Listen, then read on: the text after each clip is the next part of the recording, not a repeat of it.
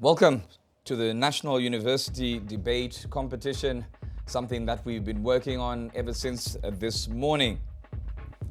Here on Zim Papers Television Network, I'm your host, Robert Mkondiwa.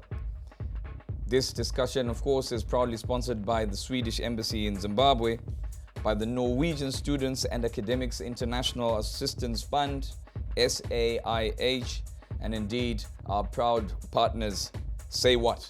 And they have been giving us this opportunity to speak to issues that are pertinent in our society and indeed giving this platform to universities around the country. We had a first segment and we saw some people falling by the wayside.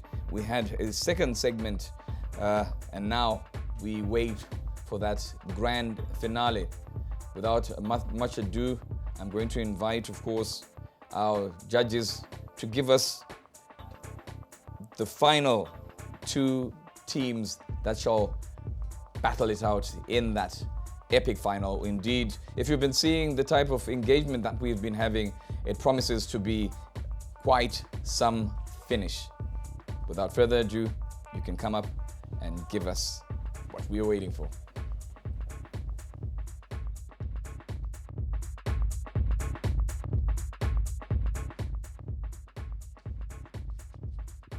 Good afternoon. I'm here to announce the results from the last round that we had. We had Team A, comprised of NAST and Africa University, and their topic read, Comprehensive Sexuality Education for Young People, a Religious and Cultural Taboo. And from this, the winner is Africa University. The second round had Midland State University pitting University of Zimbabwe, and their question is menstrual health and management is a women's issue. Menstrual health and management is a women's issue, and from that the winner is University of Zimbabwe. Then round 3, we had Lupane State University. And these guys, Harare Institute of Technology, they went through the back door, remember. But they are here in the semi-finals. And their question read, Youth Development in Zimbabwe, a hijacked agenda. And from that, the winner is Harare Institute of Technology.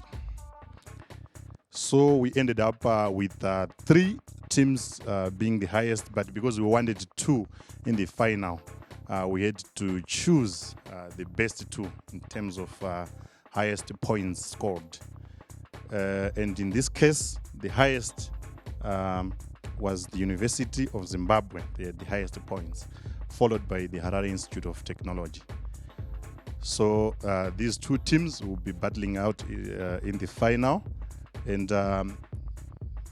from the rules that we have been given, we don't have an affirmer or an opposer.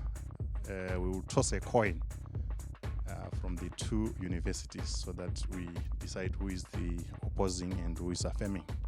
I will call upon my fellow judge to oversee that process. Thank you. RTGS coin. RTGS coins only.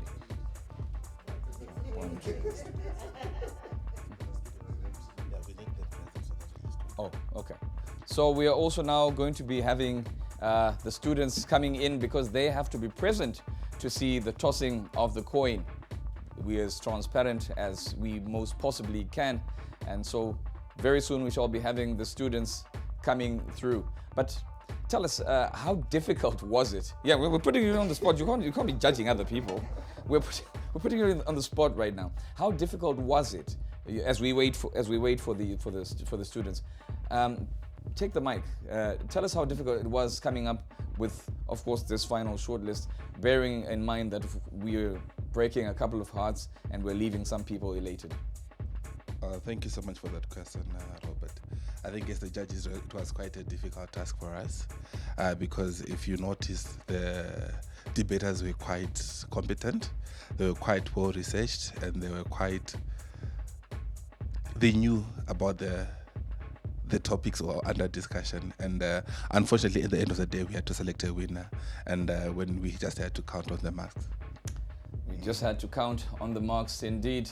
We're going to be seeing just a few packages of some of those students and what they were saying throughout the day, and let's see what they had to say before we get to the final and before we flip the coin.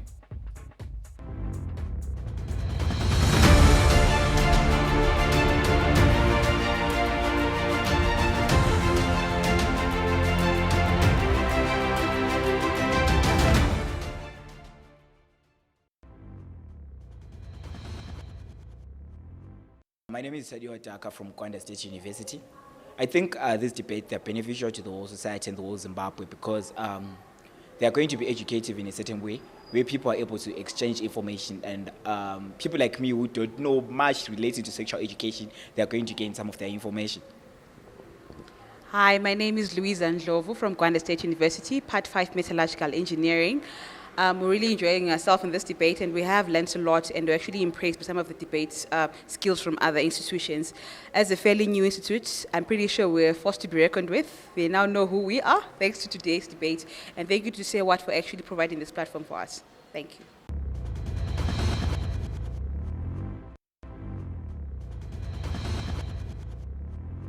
Hello guys, it's Ebenezer and Tris from the University of Zimbabwe, and it's been an exciting challenge, learning new things and getting to debate topics to do with sexual reproductive health, and we've learned a lot, and the challenge has been really challenging, as it is a challenge.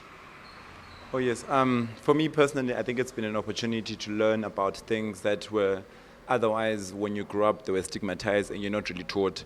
So these debates have allowed me an opportunity to be more confident and more knowledgeable about some of the sexual reproductive health issues, and also how to teach them to my peers and everyone else to spread awareness on sexual reproductive health and their rights.